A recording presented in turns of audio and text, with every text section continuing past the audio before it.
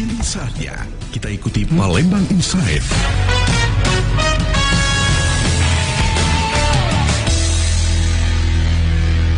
...101,8 Smart FM Palembang, Business and Inspiration. Halo, selamat sore Smart Listener, selamat sore Palembang. Bagaimana kabar Anda pada sore hari ini ya? Dan tentunya kami harap Anda selalu dalam keadaan sehat dan penuh semangat. Dan Smart Listener, seperti biasa selama 1 jam ke depan pada sore hari ini dalam program Palembang Insight, untuk edisi Rabu 22 Juli kami akan menemani Anda dengan perbincangan yang edukatif dan juga inspiratif untuk Anda perdengarkan. Baik Smart Listener, dampak pandemi virus corona di sektor ekonomi telah dirasakan oleh banyak orang. Buruh mengalami pemutusan hubungan kerja, karyawan menerima pemotongan gaji, bahkan mereka yang bekerja di sektor informal juga turut terdampak. Nah, kondisi ini memicu kekhawatiran akan terjadinya resesi ekonomi. Lantas, apakah kita siap seandainya resesi ekonomi akan terjadi di Indonesia? Selengkapnya akan kita bahas pada sore hari ini dengan tema resesi ekonomi di depan mata, apakah kita siap? Dengan narasumber yang sudah hadir di ruang dengar Anda pada sore hari ini, kita sapa terlebih dahulu. Ini ada Pak Markoni Badri selaku pengamat ekonomi. Selamat sore Pak. Selamat sore. Wow, semangat sekali. Selamat sore, Smart Listener. Oke, dan di sebelah Pak Markoni ini ada teman saya yang sudah lama tidak berjumpa. Akhirnya kita kembali berjumpa, ada Mas Eko Adia Saputro selaku redaktur Tribun Sumsel. Selamat sore Mas Eko. Sore. Oke, baik. Dan untuk Smart Listener yang ingin berpartisipasi di perbincangan kita pada sore hari ini, Smart Listener bisa bergabung di live YouTube ya, karena kita juga disiarkan langsung di live YouTube. Silakan kirim pertanyaan di kolom komentar channel YouTube kita di Smart FM Palembang, ataupun juga di WhatsApp. Kita juga menyediakan pertanyaan via WhatsApp di 081178010118 atau via telepon di 0711360031. Baik, mungkin saya langsung ke Mas Eko dulu nih dari redaktur Tribun Sumsel ya. Ini Mas Eko, beberapa hari terakhir saya juga sempat baca pagi tadi bahwa pemberitaan tentang Indonesia sudah diambang resesi ekonomi. Ini pada tahun ini bakal terjadi. Banyak pengamat yang mengatakan juga bahwa Indonesia juga akan terjadi resesi. Ini kalau dari sudut pandang media, Mas Eko memandangnya sendiri seperti apa, Mas? Ya, kalau kita mengikuti pemberitaan nasional terutama ya, udah banyak sekali pernyataan-pernyataan baik dari Menteri Keuangan, pengamat dan lain sebagainya bahwa kita pertumbuhan ekonomi di kuartal 1-2 juga kita sudah minus ya. Benar. Dan diperkirakan 3 ini juga akan begitu, meskipun mungkin tidak seperti kuartal kedua. Nah, artinya apa? Memang ada prediksi para pengamat itu, kita memang ada kemungkinan akan resesi. Tapi untuk kasus pandangan media kita sendiri, karena kita ada di Sumatera Selatan, kita melihat bahwa resesi itu sepertinya sudah terjadi di kita, gitu ya. Udah kita rasakan. Kalau kita bicara resesi dengan orang yang awam, tentu saja kita berpikir tentang apa yang ada. Berita informasi terbaru yang kita terima adalah bahwa tingkat kemiskinan sekarang justru bertambah ya. Di Sumsel nambah 14.000 belakangan ini, kan sudah disebut oleh BPS kan. Nah, artinya apa? Ini sudah jelas bahwa pengaruh atau dampak dari pandemi COVID ini sudah sangat mendorong kita ke jurang itu, maksudnya resesi. Baik, berarti memang dampak pandemi virus corona ini memang sangat berpengaruh ya, dan ya dapat kita katakan memang berperan penting terhadap kemunduran ekonomi. Karena beberapa hari lalu juga Mas Eko, ini dari Kompas juga, pertumbuhan ekonomi di Indonesia pada kuartal 1 tahun 2020 ini sebesar 2,97%. Ini melamban dari periode yang sama pada tahun lalu yang tercatat 5,05%. Itu awal tahun loh. Itu belum terjadi, corona belum terlalu parah ya. Ini udah mundur seperti itu. Baik, kita langsung ke Pak Markoni. Nah, baik Pak Markoni, ini kalau ngomongin masalah resesi ekonomi ini sangat memprihatinkan sekali ya. Mungkin kita juga bisa memberikan pencerahan dulu nih kepada Smart Listener. Mungkin faktor terjadinya resesi itu seperti apa sih kalau dari menurut pandangan Pak Markoni? Ya, terima kasih.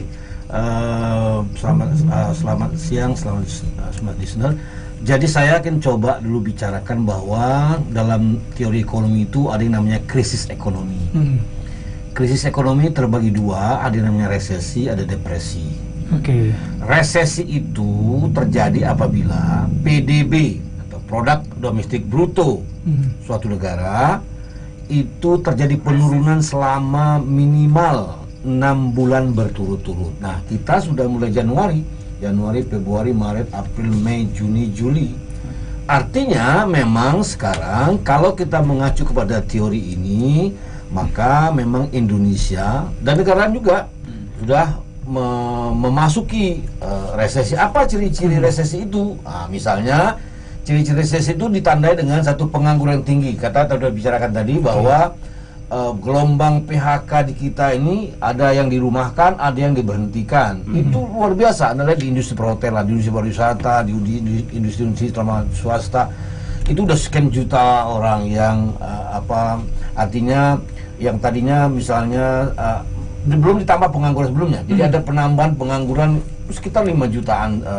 Kemudian kesempatan kerja yang rendah. Artinya apa sekarang karena corona ini banyak usaha-usaha yang tutup, banyak industri-industri yang tutup, kemudian pabrik-pabrik tidak berjalan, sehingga mau tidak mau maka akan terjadi penurunan kesempatan kerja. Dia tidak menerima. Bahkan misalnya pemerintah pun misalnya ada semacam menunda penerimaan misalnya pegawai negeri misalnya ya, atau apa namanya itu saya lupa.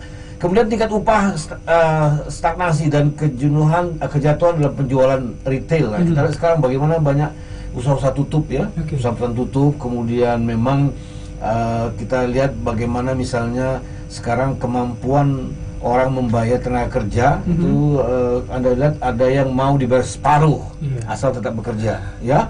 Nah, jadi artinya kalau kita melihat seperti itu, maka ciri-ciri itu sudah menunjukkan bahwa negara itu mengalami suatu resesi. Nah, dari beberapa ciri tadi itu ada di kita semua, ya PDB misalnya. Kemudian Anda lihat ekspor impor kita juga, misalnya ekspor kita turun drastis, ya. Karena apa? Karena sekarang yang terjadi resesi itu tidak hanya negara kita. Yang tadinya misalnya kita ekspor ke Cina, ya, atau kita impor ke Cina, dan mereka juga mengalami kesulitan sehingga ini terjadi juga kontraksi. Nah, oleh karena itu kalau saya melihat bahwa resesi negara-negara juga itu akan berdampak terhadap negara kita juga. Kita juga resesi, tapi jangka panjang kita juga akan mengalami resesi yang cukup panjang. Jadi oleh karena itu bahwa kalau judulnya tadi resesi sudah di depan mata, saya pikir bukan depan mata, sudah di mata sebenarnya. Jadi memang kita kalau melihat tanda-tanda tadi memang Indonesia sudah memasuki masa resesi. Ya, kita lihat berbagai, Anda lihat misalnya sekarang bagaimana misalnya pelaku usaha ya banyak yang menjerit, bagaimana misalnya bisnis-bisnis atau manufaktur yang berhenti, bagaimana misalnya para pengusaha yang sekarang ya boleh dibilang mati suri ya. Nah, itu semua berdampak terhadap kegiatan ekonomi, sampai tadi sudah disebutkan bahwa kuartal 1 kita terjadi minus 2,79. Bahkan diprediksi, kalau Sri Mulyani memprediksi antara pada kuartal 2 kita akan minus 3,1 sampai 4,8. Kalau saya lebih percaya pada BPS, Badan Pusat Statistik justru meramalkan bahwa kita akan terjadi minus 4,8 sampai 7% untuk lebih besar ya, lebih besar pada kuartal kedua nanti. Nah, oleh karena itu pemerintah sekarang saya lihat mencari cara bagaimana agar kuartal ketiga nanti kalaupun kita masih minus, kita udah mulai berkurang, tidak terlalu tinggi seperti sekarang. Supaya apa? Supaya ekonomi kita bisa jalan. Jadi kalau bisa jalan, bisa bergerak, maka ini akan sedikit akan mengurangi ketergantungan atau resesi yang kita alami. Demikian. Oke, baik. Tadi Mas Eko saya mau sempat nanya nih, faktor resesi tadi sudah terjadi belum di Indonesia? Langsung dijawab oleh Pak Marconi tadi. Di penjelasannya bahwa ini sudah terjadi, bahkan sudah bukan lagi di depan mata ya, sudah ada di mata. Seperti itu. Baik. Saya rasakan dia tadi ya. Ciri-cirinya sudah cukup. Baik. Nah, Pak Marconi, sebelumnya kan kita juga Indonesia ya sempat mengalami resesi 2 kali bahkan pada tahun 98 dan juga tahun 2008. Mungkin Pak Marconi bisa dijelaskan yang membedakan resesi ekonomi yang terjadi pada tahun 98 dan 2008 dengan tahun ini. Nah, kalau tahun 98 dan 2008 resesi itu hanya terjadi negara kita. Negara tidak terjadi. Artinya lokal ya. Kalau sekarang ini resesi ini justru terjadi di dunia. Jadi seluruh dunia hampir, bahkan negara-negara maju seperti Amerika, China, Jepang, Eropa itu mengalami ya. kalau tahun 98 misalnya kita memang krisis, tetapi misalnya harga komoditi masih bagus. Jadi artinya karet masih bagus, sawit harga masih bagus, masyarakat punya penghasilan sehingga masih ada daya dorong untuk untuk demand ya, untuk produk-produk. Tapi kalau sekarang memang selain memang kita lihat itu efek awal dari corona ini berimbas kepada hampir seluruh sektor kecuali sektor jasa tertentu. Nah, ini artinya sementara misalnya di kita Indonesia, apalagi di Sumsel juga misalnya harga komoditas jatuh ya, karet, apalagi misalnya kelapa sawit, kemudian termasuk juga tambang, harga barang tambang misalnya batu bara ya. Nah, ini artinya lebih memperparah. Kalau dulu resesi tetapi masih ada daya beli masyarakat itu masih bisa ditunjang dengan harga komoditi yang cukup baik waktu itu. Tapi sekarang Anda lihat bahwa harga komoditi kita jatuh. Nah, sementara ekonomi kita juga menjerit, dan ini efek tidak hanya dalam negeri, bahwa ini juga efek dari negara-negara luar ya. Artinya bahwa kalau kita lihat apa perbedaannya? Perbedaannya adalah kalau dulu pemerintah masih bisa menggenjot ya melalui usaha-usaha kecil menengah misalnya, melalui komoditas tadi. Jadi masyarakat masih punya daya beli yang bagus. Tapi sekarang masyarakat tidak punya daya beli yang bagus. Masyarakat jangankan bagus, masyarakat tidak punya daya beli ya. Terjadi gelombang PHK besar-besaran. Nah, sementara juga manufaktur mereka nggak mau produksi. Kenapa? Karena nggak ada yang beli. Ngapain mau produksi?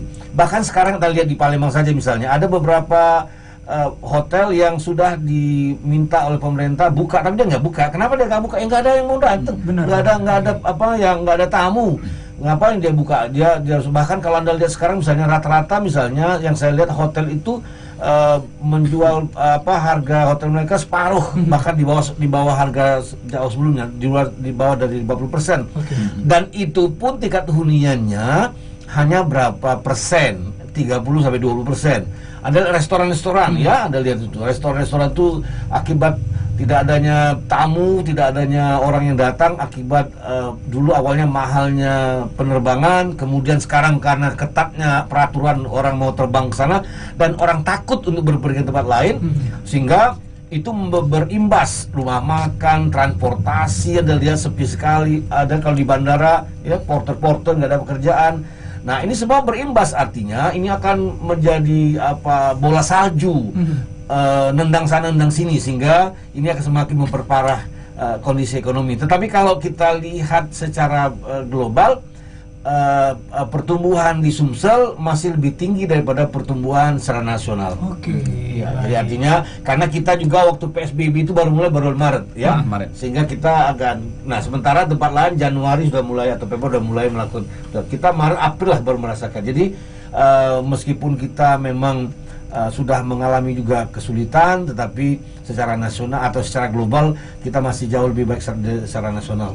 Oke, baik. Jadi Mas Eko, yang memang membedakan resesi ekonomi yang terjadi pada 98 dan 2008 itu karena tahun ini nih global ya sifatnya ya. Sedangkan 98 dan 2008 itu hanya terjadi di Indonesia. Mungkin Mas Eko ada yang mau ditanyakan nih sama Pak Marconi terkait resesi ekonomi nih, Pak. Ya, tentu kalau kita bicara sudah pada taraf sekarang sudah resesi, Pak ya, tentu kita mengharapkan ada solusi. Ya, solusinya ini misalkan katakanlah kayak 98 ataupun 2008 ini usaha mikro ini sangat diandalkan. Betul.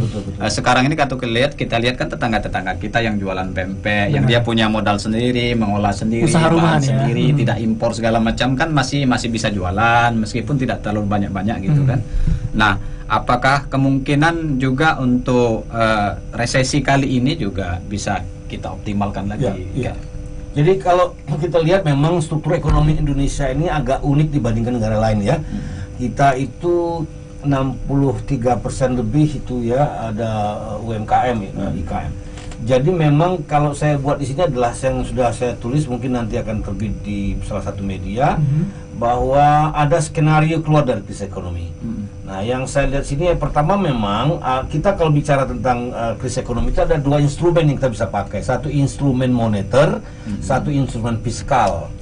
Ya, instrumen fiskal misalnya kita lihat bagaimana misalnya pemerintah menggelontorkan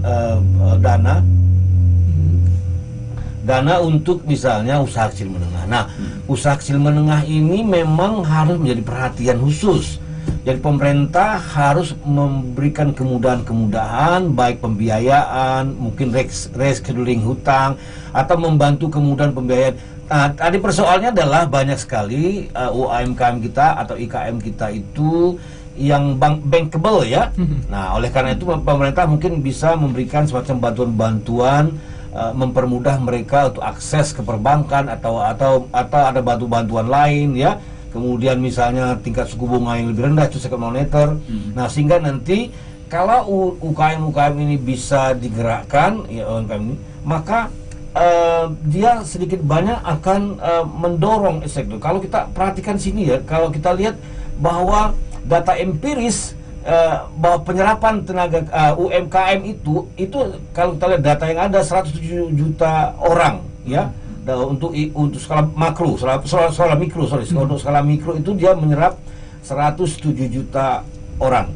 Sedangkan usaha kecil 5,7 juta orang dan skala menengah itu 3,7 juta. Anda bayangkan berapa persen?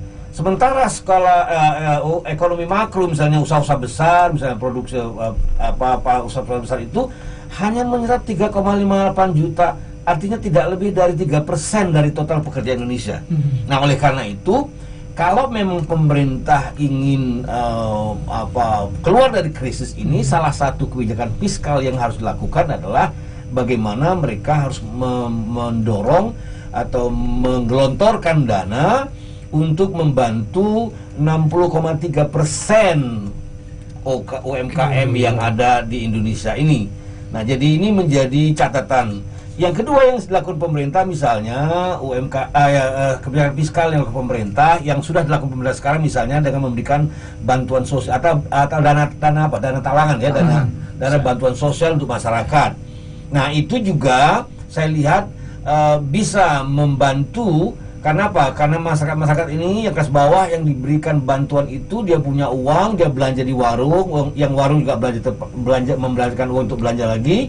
Nah, ini juga bisa mendorong, tetapi yang jadi persoalan kita sekarang adalah yang sering muncul di media adalah pemberiannya sering tidak tepat sasaran. Nah, itu saja. Saya pikir kebijakan fiskal ini sudah cukup bagus, tinggal bagaimana pemerintah melalui instansi terkait untuk lebih tertib di dalam memberikan lebih pada target sasaran yang tepat dalam memberikan bantuan-bantuan ini.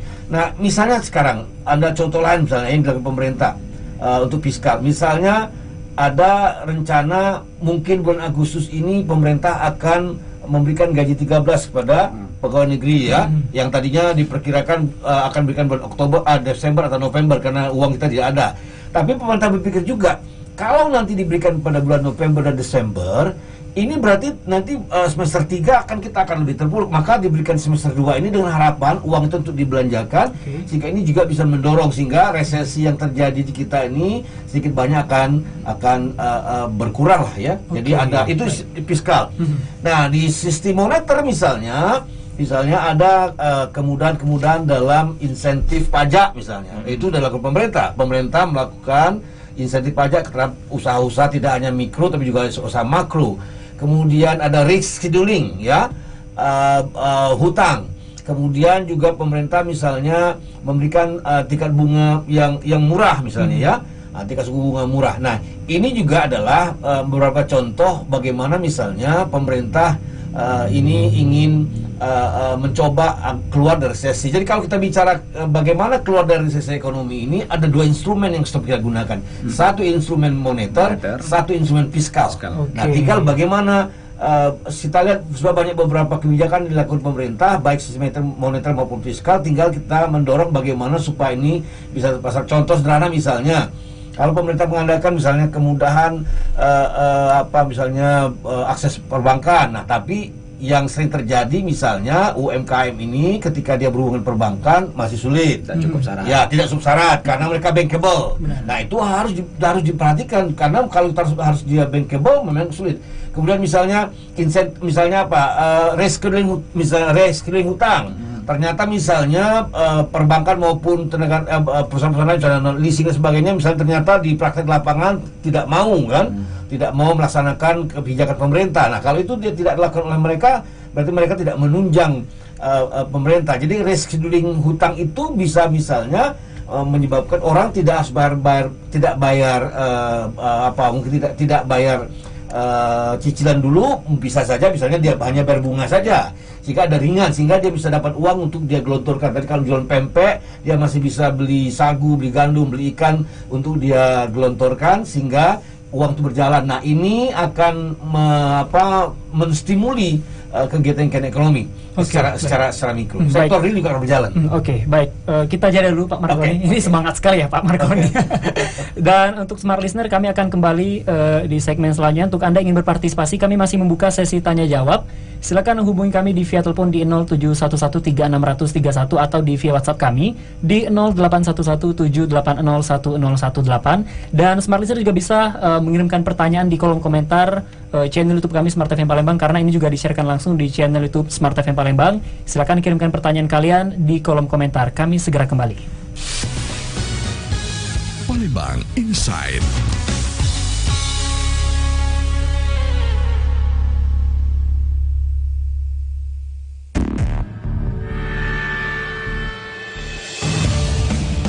Bila Anda merasa demam, batuk, dan pilek, segera periksakan diri Anda ke dokter.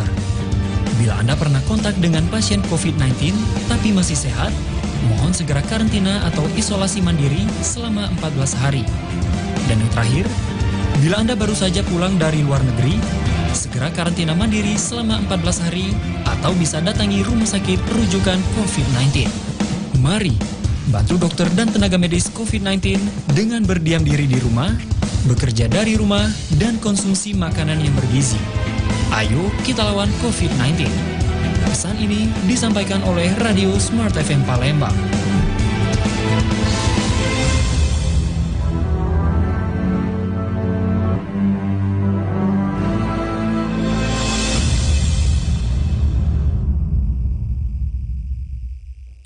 Menurut Anda, apa harta tak ternilai yang semestinya kita miliki? Rumah mewah atau mobil mewah? Semua itu tidak akan berarti jika kita sakit. Semua harta bisa habis karena kita berobat hingga ujung dunia. Namun, sakit bisa kita cegah dengan hidup sehat selaras. Rematik sangat populer. Lebih dikenal dari nama aslinya, osteoartritis, yang kurang berkesan nama artis. Smart FM menghadirkan Sehat Selaras, program yang membuka wawasan kita tentang tubuh, intelektual, emosi, dan spiritual yang saling terkait untuk memberikan kesehatan yang prima. Struktur sendi. Sehat Selaras setiap Jumat jam 8 malam waktu Indonesia Barat atau jam 9 malam waktu Indonesia Tengah bersama Dr. Kasim Rashidi yang mendorong Anda mengenali diri sendiri dan alam sekitar. Sehat Selaras disiarkan di seluruh network Smart FM. Smart FM, Business and Inspiration. Tahukah Anda, burung elang mampu terbang hingga 300 km per jam.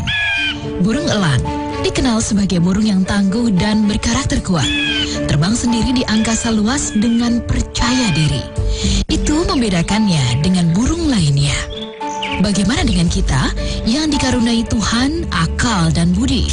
Sudahkah kita memiliki karakter yang membedakan dengan orang kebanyakan, yaitu karakter seorang pemenang? Mari miliki karakter yang benar agar sukses sejati bisa diraih. Good thing and bad thing gitu. Hal buruk, hal baik. Supaya kita menjadi manusia yang komplit. Simak Smart Karakter, sebuah program spesial yang mengajak kita semua membangun dan menghidupi karakter yang benar. Asumsi harus dilawan dengan konfirmasi. Smart Karakter setiap Senin jam 8 hingga 10 malam waktu Indonesia Barat bersama Yaakob Ezra dan tim Power Karakter. Smart Karakter is always right response. Smart FM, Business and Inspiration, part of Magentic Network. nekat. TV rumah lu kok nggak bisa buat nonton ini sih? Yang ini juga nggak bisa. Internet lemot banget lagi. Ya gimana kak? Kan udah terlanjur langganan. Nyesel deh gue.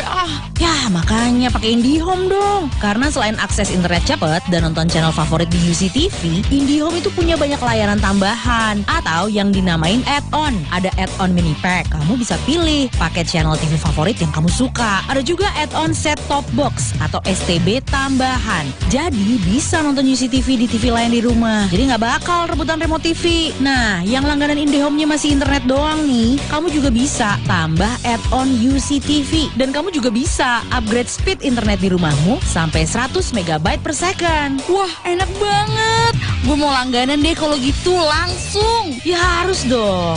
Tapi sebelum lu langganan, download dulu aplikasi My IndiHome di App Store dan Play Store supaya lu tuh bisa nambah sendiri layanan-layanan add-on dari HP lu. Wah, makasih ya. Akhirnya kakak gue ada gunanya juga. Untuk info lebih lanjut, hubungi 147 atau kunjungi Plaza Telkom terdekat. Feel the spirit of Indonesia. Smart FM. Palembang Inside. Ya, 101,8 Smart FM Palembang Business and Inspiration. Smart Listener, terima kasih Anda masih bersama kami dalam Palembang Insight untuk edisi hari ini Rabu 22 Juli 2020. Untuk Anda yang ingin berpartisipasi di perbincangan kita pada sore hari ini, silakan hubungi kami di via telepon di 0711360031 atau di via WhatsApp kami di 0811780118. Dan Smart Listener juga bisa mengirimkan pertanyaan ya di kolom komentar YouTube kita, karena pada sore hari ini juga disiarkan langsung di channel YouTube Smart FM Palembang. Baik, Mas Eko, kita kembali lagi sama Pak Marconi. Nah, tadi sudah dijelaskan bahwa apa yang ditanyakan Mas Eko tadi mengenai solusi apa yang harus dilakukan oleh pemerintah, dan dijawab oleh Pak Marconi bahwa memang harus memberikan apa ya, memberikan stimulus kepada UMKM, karena UMKM ini merupakan salah satu sektor yang sangat terdampak seperti itu ya. Nah, Pak Marconi, kita kembali lagi beralih ke masih ke faktor resesi ekonomi terjadi di Indonesia. Nah, upaya yang pemerintah lakukan saat ini kalau kita lihat memang cenderung beriringan ya, antara fokus kepada kesehatan atau ke perekonomian seperti itu. Nah, antara memprioritaskan kesehatan dan juga ekonomi, apakah hal ini bisa dilakukan beriringan atau harus ada yang diprioritaskan nih? Ya, sebenarnya kalau kita bicara kesehatan, memang itu hal yang urgent ya. Yang urgent dalam arti kata bahwa kesehatan ini menjadi persoalan yang sangat penting, karena kalau ini tidak kita atasi dengan segera, ini berbahaya buat kita dan negara. Tetapi ini persoalannya, kalau kita lebih mementingkan kesehatan, kalau kita lebih mementingkan kesehatan, mengabaikan ekonomi, ini juga persoalan. Ya, persoalan apa? Kita lihat bahwa masyarakat atau pelaku usaha itu menjadi apa? Mereka terpapar bukan karena corona, tapi terpapar karena tidak punya penghasilan. Ini akan berdampak luar biasa terhadap ekonomi.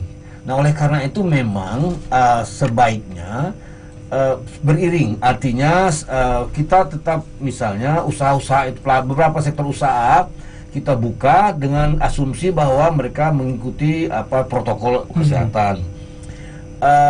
Kalau saya akan berikan contoh, restoran ditutup misalnya ya. Anda bisa bayangkan berapa banyak orang yang menggantungkan dirinya pada restoran. Hotel ditutup, mall ditutup, pasar ditutup. Anda bisa bayangkan berapa banyak orang yang menggantungkan itu berkaitan satu sama lain ya. Misalnya contoh sederhana saja, misalnya catering ya, contoh saja catering misalnya ya. Kalau misalnya contoh tempat pernikahan itu kan selama ditutup ya, nggak boleh karena nih. Kemudian cateringnya, nah catering ini berapa? Catering kan akan beli ayam, beli sayur, beli macam-macam, dan itu terus berdampak terhadap yang lain. Jadi kalau saya melihat memang ada juga yang kurang sependapat, seolah-olah bahwa pemerintah itu tidak berpikir tentang kesehatan masyarakat. Tapi saya melihat tidak berbeda, bahwa kita tetap harus sehat. Artinya kita tetap kalau bisa jangan terpapar. Dan persoalan ini kan persoalan dunia, mendunia bukan sendiri. Tetapi kita juga harus tetap hidup. Nah, contoh seorang pedagang misalnya, dia tidak keluar, dia tidak berusaha. Dia ada dua pilihan, mati karena corona atau mati karena tidak makan kan? Nah, mungkin pilihan mereka lebih baik saya mati karena corona, karena saya juga harus menghidupi anak saya mau sekolah, Nah, jadi oleh karena itu memang harus beriringan. Dalam arti kata bahwa sektor usaha ini harus tetap jalan. Sekarang di negara-negara maju, di Amerika, di Eropa dan sebagainya, mereka sudah menyadari itu, bahwa ini berdampaknya luar biasa terhadap masyarakat. Kan yang kita takut adalah ketika misalnya resesi, orang nggak punya daya beli, orang misalnya nggak punya penghasilan, nggak punya pekerjaan, akan jadi krisis sosial. Bahaya itu. Yang kita khawatirkan adalah krisis sosial. Maka nanti akan terjadi penjarahan, perampokan di mana-mana, dan orang yang lebih kita takut lagi adalah ketika orang tidak trust terhadap negara. Dia tidak percaya dengan negara, tidak percaya dengan aparat, sehingga nanti aparat dilawan kan? Nah, kalau sudah sampai kerusuhan sosial, kita jadi depresi, lebih terpuruk lagi. Nah, oleh karena itu memang kalau saya boleh memilih, memang bahwa kesehatan inti tetap kita lakukan, dan saya pikir masyarakat sudah menyadari bahwa mereka perlu sehat. Jadi walaupun sekarang kita lihat masih banyak masyarakat tidak sadar, misalnya pergi ke pasar dengan seenaknya tanpa masker misalnya ya, dan sebagainya, atau dan lain. Nah, oleh karena itu di masa resesi ini yang harus dilakukan adalah kita tetap bagaimana menjaga kesehatan, tetapi ekonomi kita juga harus tetap jaga supaya kita tidak semakin terpuruk. Oke, baik. Nah, Pak Margoni, kita baca pertanyaan di kolom komentar YouTube Smart FM Palembang ini dari Bapak Abdul Manaf. Pertanyaannya nih, apakah saat ini sebenarnya momennya restart untuk para pebisnis? Karena agar yang sudah ketinggalan bisa menyusul ketinggalannya. Ya, jadi kalau mau berbisnis sekarang memang harus dilihat situasi. Satu, bisnisnya bisnis apa, ya. Dan berbisnis sekarang harus berubah, tidak lagi seperti yang lama. Jadi saya pada satu seminar juga menyatakan bahwa di masa new normal sekarang ini kita jangan menggunakan berbisnis dengan bau itu business as usual. Jadi kita harus berbisnis dengan melakukan terobosan. Jadi ada satu, kita harus melakukan inovasi, ya, harus ada melakukan fleksibilisasi atau dan ketiga adalah melakukan terobosan, ya, ada melakukan, kita harus kolaborasi. Nah, oleh karena itu memang kalau berbisnis sekarang kita lihat bisnis apa kita. Sekarang banyak juga peluang-peluang bisnis yang muncul, peluang-peluang terutama yang berkaitan dengan daring, ya, berkaitan dengan teknologi. Jadi kalau misalnya ada usaha kecil, misalnya contoh jual bubur ayam atau mie ayam. Nah, mungkin Anda sudah berpikir kalau tadi tidak menggunakan misalnya kerjasama dengan kolaborasi dengan GoFood, Anda sudah berpikir dengan GoFood supaya pasar Anda semakin luas. Ulas juga produk, kemudian kan sekarang daya beli masyarakat kan berkurang. Nah, mungkin juga Anda mengadjust harga, ya, bisa Anda melakukan inovasi di produk Anda atau melakukan perbaikan-perbaikan atau mengurangi produk Anda sehingga harga bisa disesuaikan. Jadi harus bisa melihat juga kemudian apa yang menjadi kebutuhan pasar, penjual konsumen. Oleh karena itu kalau berbisnis, Anda mau mulai berbisnis, kita lihat juga satu kondisi pasar. Kita juga kira-kira bisnis kita bidang apa, target pasar kita siapa, dan apa yang kita bisa lakukan untuk menyebabkan usaha kita tuh bisa bisa diterima oleh pasar, produk kita bisa diterima oleh pasar. Jadi ada adjustment, ya, ada semacam penyesuaian, kemudian menggunakan inovasi, misalnya menggunakan kerjasama dengan berbagai pihak, ada teknologi, bisa menggunakan seperti daring, ya. Kemudian yang lain adalah kita melakukan kolaborasi dengan berbagai pihak sehingga ini bisa memperlancar usaha kita. Oke, baik. Jadi ada dua, Mas Eko nih. Yang pertama adalah memanfaatkan teknologi daring, dan yang kedua-nya ini kolaborasi, ya. Baik, Pak Margoni, kita jeda dulu. Tiga, satu lagi penyesuaian. Penyesuaian, adjustment, ya. Oke, baik. Pak Margoni, kita jeda menuju segmen terakhir nih. Kayaknya Mas Eko ada yang mau ditanyakan di segmen terakhir. Dan Smart Listener, kami segera kembali. Palembang Inside.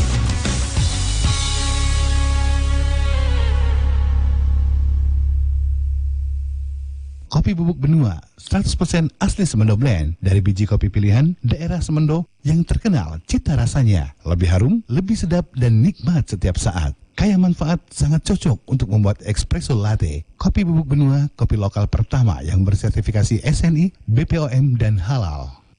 Lur, aku nak nanya, cak mana nak supaya toko aku ni rame mencak toko kamu-kamu ni? Perasaan toko aku ni sepi terus. Nah, kalau usaha kau nak rame, kau pasang baik iklan di koran Tribun Sumsel sama Sriwijaya Pos. Dijamin usaha kau pasti rame. Karena Tribun Sumsel sama Sriwijaya Pos itu koran yang paling banyak dicari oleh wong Sumatera Selatan ini. Nah, sama kita nih. Aku juga masang iklan, tapi bukan di korannya, tapi di Facebook sama Instagramnya. Tribun Sumsel sama Sriwijaya Pos. Secara followersnya ratusan ribu. Kamu nih waya-waya nian masang di koran sama sosmed, nyingo aku nah. Aku masang di website tribunsumsel.com sama sripuku.com pulo. Karena beritanya bagus-bagus, update pulo. Tapi aku udah tahu cak mana cara masang iklan di sana tuh. Cak itu bae Bing, langsung telepon bae 0711 444 722 dan 440088. Sripoku.com dan tribunsumsel.com, the biggest news portal in South Sumatra. Rin, makan siang di luar yuk. Boleh, tapi saya mampir bentar ya, mau bayar PDAM. Nanti aja lah. Saya 2 bulan sekali bayar PDAM. Nggak apa-apa kali, toh tetap dibayar. Jangan salah loh. Sekarang PDAM memberlakukan pemutusan sementara dan pemutusan permanen atau onboarding untuk pelanggan yang tidak disiplin. Kalau telat bayar dan membayar biaya pasang kembali putus sementara. Kalau melampaui batas 2 bulan, dendanya bisa 10-20% dari jumlah tagihan. Kalau pelanggan memiliki tunggakan 3 bulan atau membayar tagihan dengan cara meloncat, misal nih, bulan 2 dan 3 sudah dibayar, sementara bulan pertama belum dibayar, maka akan diputus sementara dan diberi tenggang 2 bulan untuk menyelesaikan kewajiban setelah pemutusan sementara. Ya, itu tadi, kena onboarding alias putus permanen. Penyambungan kembali sih bisa, tapi harus bayar biaya pasang kembali putus permanen dan biaya lain-lain. Wah, ribet ya. Ya udah, buruan kita bayar PDAM. Bayarlah tagihan rekening air tepat waktu. Iklan layanan masyarakat ini disampaikan oleh PDAM Tirtamusi Palembang. Mungkin hampir semua orang memimpikan menjadi seorang pebisnis besar dan sukses. Tapi tahukah Anda bahwa hanya sebagian kecil yang benar-benar menggapai mimpi tersebut? Bisnis itu ibaratkan main game, butuh strategi, juga kesabaran untuk bisa menjalankan dan memenangkannya. Simak berita terbaru seputar dunia bisnis, pasar modal, ekonomi finansial, dan investasi di Indonesia. Hanya di program Smart Business Today, Senin sampai Jumat pukul 8 sampai dengan 10, hanya di 101,8 Smart FM Palembang. Smart Business Today dipersembahkan oleh Center Park, hanya dengan 5 juta bisa miliki hunian komersil dengan kualitas terbaik.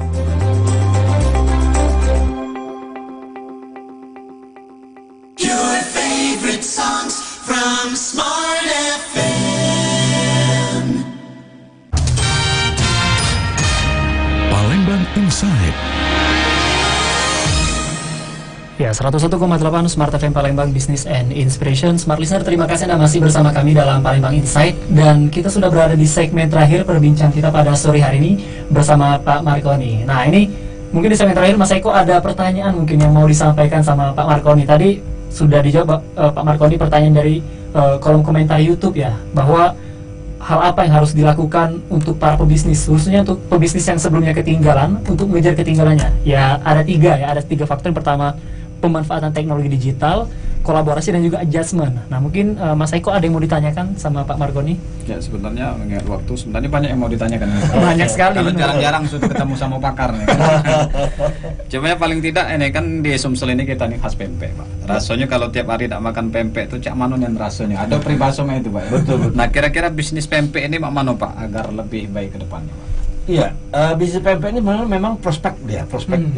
Tinggal bagaimana kita mengemasnya, bagaimana kita membuat. Yang contoh sederhana misalnya gini, pempek ini cek mole, pempek cek mole ya ini yang granny, tahu ya? Nah, dia justru di masa Covid ini justru pasarnya bagus. Jadi kita tahu misalnya kalau sekarang uang udah galak belanja karena takut ke warung. Nah, dia menggunakan online, jadi dia menawarkan barangnya menggunakan online.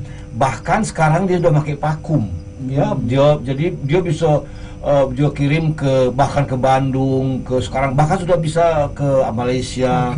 Nah, kemudian dia ada sistem reseller. Jadi dia merekrut uang misalnya ada di Pagar Alam, Prabu Bule atau di mana menjadi reseller. Jadi misalnya kalau uang misalnya aku misalnya di Pagar Alam. Nah, aku bisa menjadi reseller dia. Jadi uang nak perlu pempek, uang itu tinggal mengiklankan pempek Yeni.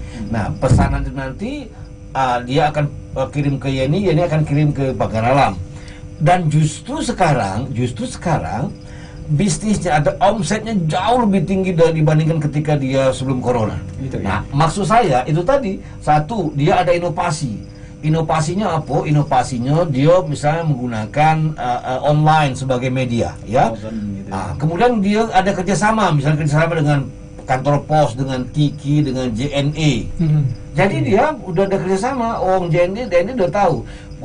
Ke Jakarta sekarang bahkan dia ada cabang reseller di Bandung, ada di Batam, ada di Jakarta, beberapa daerah. Jadi kalau kita lihat memang kita jangan harus, kalau kita tidak ada inovasi, kita mantep baik, nunggu pembeli, hancur, uang akan datang kan. Nah, kita buat itu, dia kemudian banyak berkolaborasi dengan misalnya organisasi-organisasi, dengan instansi-instansi pemerintah segala macam. Jadi kita harus melakukan terobosan sehingga usaha kita ini bisa menjadi lebih baik. Jadi aku pernah ngobrol sama dia, bahwa justru sekarang saya bilang, kenapa udah buka? Aku lebih enak yang online sekarang, saya tutup. Jadi artinya pasar dia yang tadi hanya lokalan Palembang, sekarang pasarnya sudah Sumsel, sudah Indonesia, sudah internasional. Tapi dia mengeluarkan investasi, dia beli alat untuk vakum, ya pempek, jadi bisa yang tentu saja dia jaga kualitas. Dengan divakum itu maka bisa 3 bulan kan, pempek tidak rusak. Jadi kalaupun dikirim misalnya lambat datang masih tetap bagus. Nah, ini maksud aku tadi ada 3 adjustment, melakukan penyesuaian, kemudian ada yang namanya inovasi tadi dengan vakum dan sebagainya, kerjasama dan kerjasama dengan berbagai pihak. Bahkan dia ada reseller, sekarang banyak reseller di luar kota. Dan malah sekarang aku dengar bahwa permintaannya itu kewalahan juga dia menerima permintaan. Nah, itu maksud saya. Jadi tadi itu Pak ini cek boleh sama Bu Yeni nih. Bu Yeni, tolong nanti ke Smart FM. Kemudian aku kenal Bu Yeni, aja. Jadi ada boleh promosi ya? Ada tempatnya di kantor pos di kantor Pak itu kan. Nah, maksud saya ada juga usaha-usaha lain. Kawan-kawan misalnya ada usaha sayur, yang salah itu yang hidroponik. Ya, hidroponik ya. Jadi bukan sekarang, bahkan ada kawan aku dia buka usaha, misalnya dia punya warung minimarket kan, wong jarang datang. Jadi dia kerjasama, dia kasih semacam kemudahan. Kita tinggal WA saja, tinggal mau perlu apa WA, nanti dia antar ke rumah. Oke, baik, berarti memang benar ya Mas Eko, salah satu faktornya itu adalah inovasi untuk bertahan di masa saat ini. Nah, jadi kita harus selalu mencari terobosan-terobosan sesuai dengan pasar kita, sesuai dengan produk kita. Jadi kalau misalnya produk pempek bisa berasal dari ini, kita bisa cari lain kan. Misalnya Anda lihat, nyebut nama udah enak ya. Misalnya ada satu produk juga, misalnya dia menggunakan misalnya aplikasi ya, untuk memudahkan orang membeli. Jadi dia ada aplikasi yang dimanfaatkan untuk misalnya menawarkan produk mereka. Jadi memang harus ada terobosan. Kalau kita berbisnis saat ini dengan menggunakan pola-pola lama, memang kita akan ketinggalan. Maka saya bilang tadi, jangan berbisnis bau, bisnis as usual, bisnis cak dulu lah, cak dulu. Jadi harus mencari terobosan-terobosan. Sama dalam dunia juga, wartawan juga sekarang Anda lihat, wartawan itu kalau dulu kan dia harus nyatet apa-apa. Sekarang sudah ada program yang tinggal dipoto berseret dia Ini termasuk baru juga Pak. Nah, ini juga pasti dengan mengadakan YouTube kan. Artinya orang bisa lihat, kalau dulu orang cuma bisa mendengar suara kita, makanya aku sekarang rapi hari ini ya. Karena masuk YouTube ya. Iya, karena menjual juga kan. Kalau aku pakai baju kosbak kan lain deh. Bukan tadi undang lagi. Iya. Jadi itu juga terus. Jadi misalnya Smart FM melakukan terobosan dengan ada YouTube-nya, ada apa, itu juga terobosan yang dilakukan sehingga kalau ditonton wong pengiklan galak kan. Nah, jadi itu juga satu hal yang harus menjadi perhatian. Ya, jadi tiga hal ya. Adjustment, melakukan penyesuaian, kedua inovasi, yang tiga kolaborasi kerjasama dengan pihak lain. Baik, Mas Eko, kita sudah berada di segmen terakhir ini. Tidak terasa ya kalau Pak Marconi ngomong ini panjang sekali. Nah, ini terakhir Pak Marconi sekaligus closing statement ya. Prediksi dari Pak Marconi sendiri, kapan ekonomi Indonesia bakal pulih? Kalau misalnya kebijakan-kebijakan pemerintah yang diterapkan atau diberlakukan sekarang ini bisa sesuai dengan apa yang mereka inginkan, aku prediksi mungkin kuartal 1 tahun 2001 kita sudah cukup mulai, paling tidak kita positif ya. Artinya pertumbuhan kita mungkin bisa sampai 3%, bisa 2-3%, artinya sudah mulai bagus. Tapi kalau misalnya kebijakan-kebijakan yang, apalagi misalnya minta maaf, kadang-kadang koordinasi antar pusat daerah ini tidak terjadi. Nah, ini yang penting juga bahwa pemerintah daerah juga harus koordinatif dengan pemerintah pusat. Kalau ini tidak, apalagi kalau misalnya corona ini tidak berakhir karena masyarakat kita tidak patuh atau bahasa memang teka. Nah, ini bisa memperlama. Jadi oleh karena itu juga peran masyarakat juga harus. Jadi artinya kalau masyarakat sadar akan kesehatan, mereka misalnya mengikuti protokol kesehatan, mudah-mudahan jumlah yang terpapar semakin sedikit. Berarti dana yang dikeluarkan untuk kesehatan ini berkurang. Nah, dana itu akan dialokasikan kepada usaha ekonomi. Karena sekarang ini semua alokasi dana itu lebih banyak dialokasikan ke kesehatan, sehingga ini yang menyebabkan kita menjadi persoalan. Nah, artinya kalau stimulus baik fiskal maupun moneter ini bisa berjalan seperti skenario yang kita inginkan, saya yakin tahun 2001 kuartal pertama Indonesia sudah cukup bangkit. Tapi ada lagi catatan dengan asumsi bahwa negara-negara lain juga bangkit. Kalau negara-negara lain juga lebih terpuruk, dan ini dampaknya juga akan sangat berdampak terhadap kita. Karena contoh sederhana saja, kita perlu barang-barang, kita misalnya perlu dari Cina, perlu dari Amerika.